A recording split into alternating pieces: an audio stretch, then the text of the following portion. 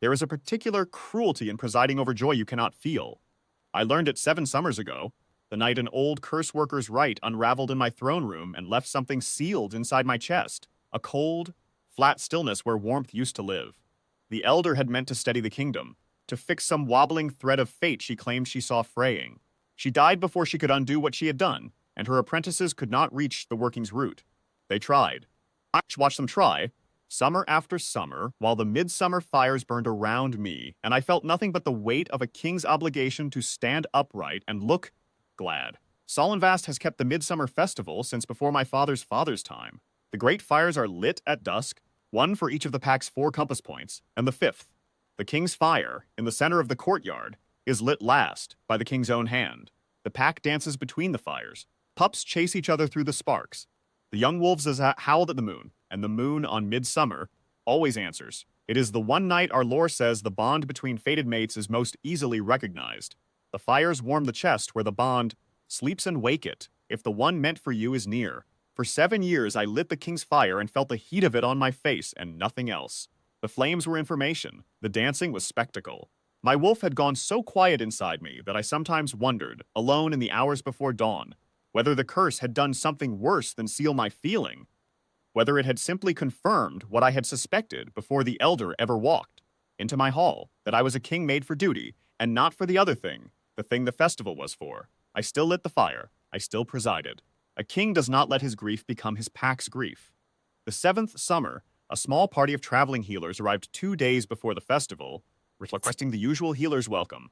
A place in the outer yard, the use of the herb-drying frames, permission to trade at the festival edges. My steward Brennan approved it without bringing it to me, as he was supposed to. I did not know they had arrived until the morning of the festival, when I was walking the outer wall and heard something that made me stop, a woman's voice, from below. Not performing, simply singing to herself while she sorted herb bundles, the way a person sings when they believe no one is listening. Low, unhurried, entirely unaware of itself. The melody was nothing I knew. It did not belong to Solenvast, or to any pack I recognized.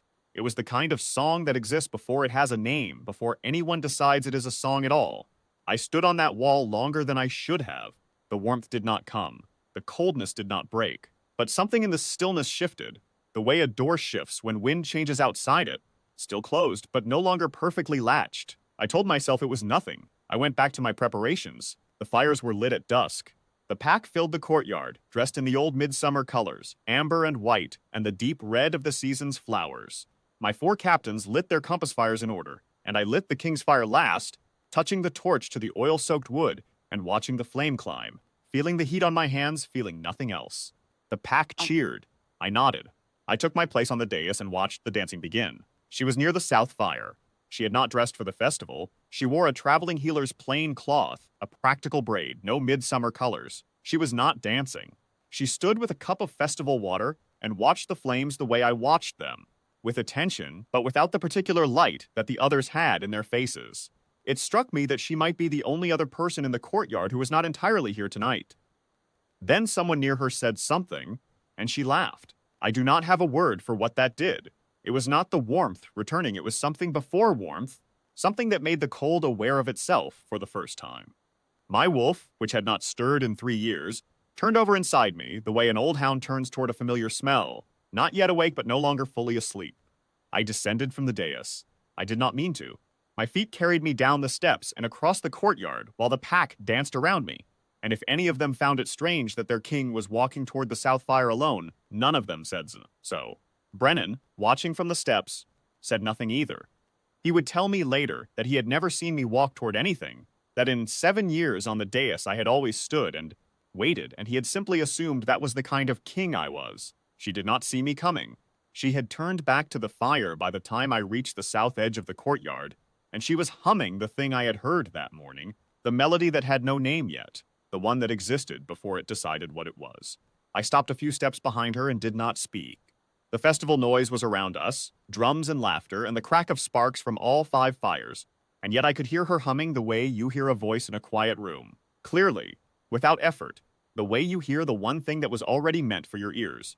She turned, not startled, which surprised me. She simply turned the way a person turns when they become aware of a presence without alarm, as though the presence were expected, and looked at me. Her name, I would learn, was Lysa. She had been traveling with the healer's company for 3 years, moving from pack to pack, trading herb knowledge and the small surgeries that packs in the outer territories could not manage themselves. She had no rank. She was no one's daughter of record. She had a quiet face that held its expression gently and did not rush to fill silence. She met my eyes and did not bow immediately. A beat passed, just long enough for me to understand that she was not performing deference, that she was looking at me the way she looked at everything, with the same level, unhurried attention. And then she inclined her head. "My lord," she said. The king's fire in the center of the courtyard roared. I do not mean that it flickered or that the wind changed. I mean it roared, doubled in height in one breath, gold and white together, the way our lore says the bonfire burns when fated mates are recognized in the same moment. The pack nearest to it scattered back, laughing and startled, holding their midsummer cups above their heads. The other 4 fires answered, rising in sequence, south, north, east, west, until the whole courtyard was lit in the gold-white light. I felt it. After 7 years, I felt the heat of my own fire. It started at my wrists, a warmth, then a burning, then a blaze on the skin, where the bond mark had been dormant since before the curse, the old gold lines surfacing through the skin, like a map that had always been drawn there, waiting. I looked down at my own hands as though I had not seen them before. And then I looked at hers, and the same lines were rising through her skin, faint at first, then bright, then impossible to mistake. She looked at her wrists with calm curiosity. Then she looked at me. "I see," she said. She did not run. She did not weep or go rigid with fear. She looked at the marks on her wrists, and then at the fire that had tripled in height behind me and then back at my face, and her expression was the same as it had been. Level, honest, unperformed. "I should tell you," she said, "that I do not know your customs well. I have been traveling a long time, and I have not spent much time at courts. If I have done something wrong tonight, I am sorry for it. I did not mean to." "You have done nothing wrong," I said. The words came easily. After 7 years of speaking from behind the cold, they came easily, as though they had been waiting too. The pack had gone quiet around the king's fire. Not frightened. The mood was not frightened, but attentive, the way a pack goes still when something true is happening. And they understand that it would be a discourtesy to look away. Brennan was on the steps with his hand on the post, and his mouth slightly open. My captains stood in their 4 positions and did not move. I had presided over 7 midsummer festivals and not lit the fire in any of them. Not truly, not with any warmth behind the gesture. I turned from Lysa and faced the assembled pack and said what the lore says, the king says on midsummer when the bonfire rises, that the fire has made itself known, that the king names the one the bond has chosen, that she may accept or refuse by her own will. Then I turned back to Lysa and said it plainly, without ceremony. I am asking, not commanding. She looked at the fires, still burning golden white, the way lore promised they would. She looked at the marks on both our wrists. She looked at the pack, watching in their festival colors, and then she looked back at me, and for a long moment she was simply thinking, and I let her think. "I have been traveling for 3 years," she said finally. "I did not expect to stop, but I did not expect any of this." "No," I said. "Neither did I." She breathed out slowly. The fires held their height. "All right," she said. The pack did not roar or stamp. Solenvast is an old pack. It knows the difference between a performance and a moment. What they did was lower their cups and incline their heads in the old gesture. All of them, from the captains to the youngest pup watching from behind his father's knee. And the courtyard was quiet for one breath longer than necessary, the way a room is quiet when something has settled into place. My wolf, inside my chest, sighed, not in exhaustion, in the way a creature sighs when it has been waiting a very long time for something, and the wait is done, not dramatically, but completely, down to the last thread of tension. The cold did not leave all at once. Things that have lived in you for 7 years do not leave in a single breath. But it began to leave that night, by the fire that had finally burned the way it was supposed to, with Lysa beside me watching the flames with the same unhurried attention she gave to everything. She stayed. She learned Solenvast's customs slowly and without apology for the learning, and the pack, who are practical people and have seen too many cold winters to waste warmth when they find it, received her with the same unhurried patience.